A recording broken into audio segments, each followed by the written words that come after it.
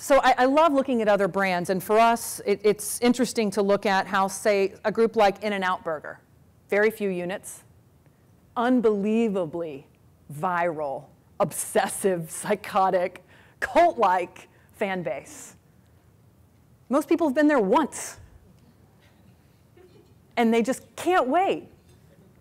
So one of the things that's interesting in multi-channel development, and this is a very complicated issue and probably a matter in and of itself, is there's a certain amount of value that comes from scarcity, right? There's a certain amount of value that comes from how you do what you do right now. Then there's untapped market potential. At some point, as you start layering on, there could be cross effects, there could be synergies, there could be cannibalization, there could be an evolution of two things into one. It gets very hairy and complicated. But that's the fun part, actually, of building these brands. I hear people say all the time, why does In-N-Out Burger not franchise or license? I would pay millions. I would find millions to get the first In-N-Out franchise in Atlanta. So there's a value in that. And so that's an example of a brand that is not multi-channel in any way and has a great deal of success. However, there will come a time where the competition is such, where the opportunities change, where they will be forced, may not be now, may not be in 5 years, may not be in 10 years, to evolve their business model. There may be opportunities that the In-N-Out Burger folks really want, but if they don't find a way to shrink that footprint, they're not going to get them. And so how do you train discipline for brand standards, passion for brand equity, but flexibility for the models through which different brands and operating platforms can be offered? It's very tough. Dunkin' Donuts, total franchise concept. CEO of Dunkin' Donuts many years ago goes to his franchisees and says, I am taking everything that you sell, donuts, whole bag coffee, ground coffee, and I'm putting it into every grocery store and every gas station all over the country. They sued his pants off. But it worked. It was not easy. It was not fun. But without the capital that came from those licensing initiatives and without the access to the everyday consumer outside of the Northeast that was starting to view Dunkin' Donuts as a truck driver's brand, without that, not just cold hard money, but the reach to the consumer, they could have never repositioned that brand with America Runs on Dunkin'. They spent millions to develop that campaign that they otherwise would not have been able to afford from their basic franchise model. It would have never happened. Now, there are still people in that system today, when that CEO comes in, who view him as persona non grata. But it is very difficult to argue with that brand's turnaround and success. At some point, his name is John Luther, he looked at his team and said, what's the alternative? This thing is dying. It is dying a death of 1,000 cuts. And if we don't do something drastic, which, oh, by the way, we can't afford at this point, we're going to be in trouble. And so he took the bold step to go multi-channel, literally multi-channel, but he did something that's critical in expanding your brand beyond its core model. He listened to his constituents. He listened to his franchisees. And even though they were not in full agreement with where he was going, he found a way for them to share in the success. That's critical. So for expanding meaningful connections for Cinnabon, here are some of the tips. If you're going to go into channels, go into them with purpose. Know what you want to accomplish. There are a few other key things here. I think one of them is new partners and collaborations. So maybe you all are not all product companies or franchise companies, but you might have a way to partner with a competitor or partner with someone who your service could be a complementary service added on to them. It's a multi-channel approach to service and business. For me personally, this is what my multi-channel approach looks like. Remember where I came from. In order for me to evolve, I had to get my sense of purpose from other places. I didn't want to be defined by where I came from. I had a burning desire to go forward and out wherever that was, and whether it's volunteering with youth, especially young women because of the situation that I came from, going back to get a formal education and getting my MBA a few years ago, or just being accessible online so I can connect with great minds and leaders that there's no way I would ever have the opportunity to connect with them. I try to live a multi-channel life, but do so only in areas with purpose.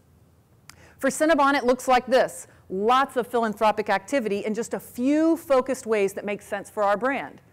We heavily invest in supporting military families with treats because we're on military bases and we signal a piece of home to the military.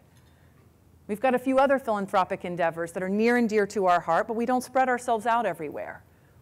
We open ourselves up, and it can be risky sometimes, to reality television. There's a few things coming up this year that you'll be quite interested in.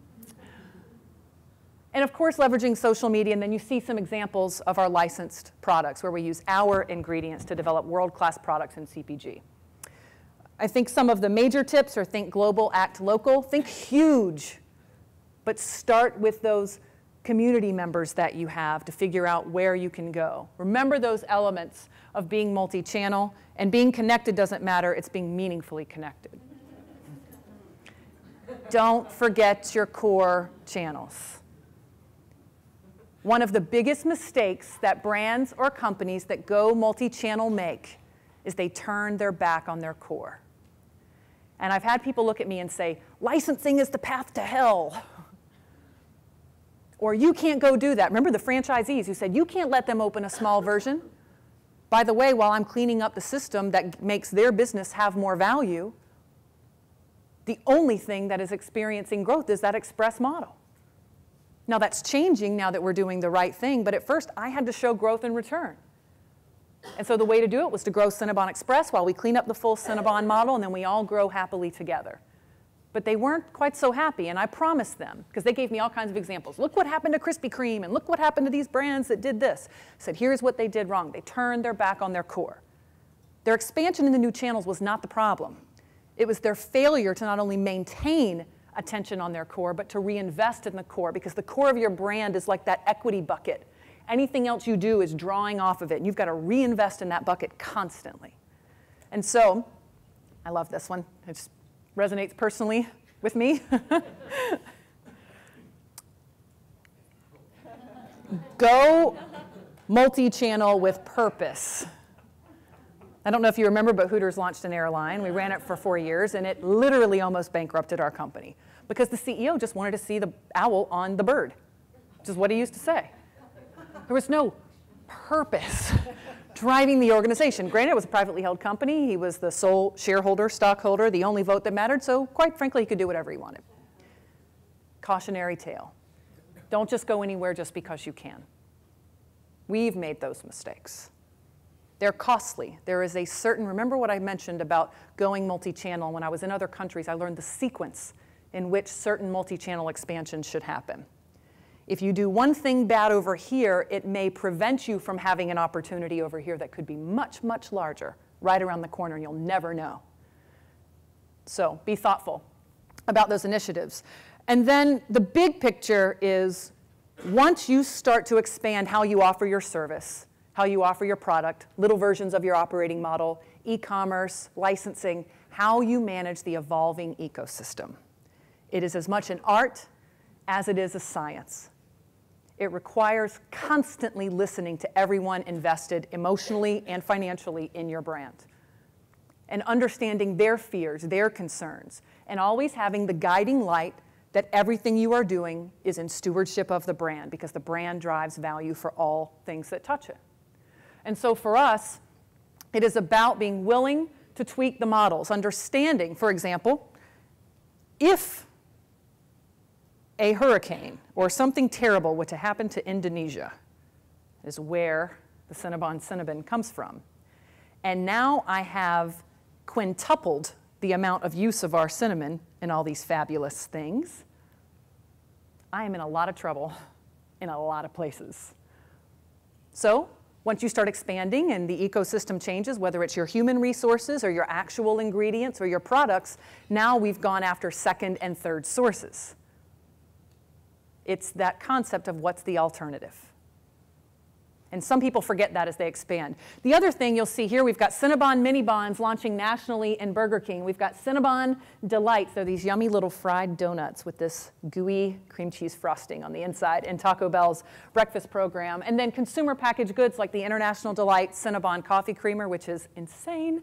And then Our cereal and lots more. We have 60 SKUs in consumer packaged goods, all that are literally breaking every record in brand and product licensing because we do the development and we do the R&D and it's our ingredients. So we're not just slapping our name on something. The key is making sure all those things feed each other. So starting at the end of May, if you go into a Cinnabon bakery and you go to buy our Cinnapacks, which typically cost about $12 because it's a big giant pack of cinnamon rolls, you will get a coupon book worth more than the value of the pack you just bought, not only with return offers back to our bakeries, but with coupons from our licensed partners.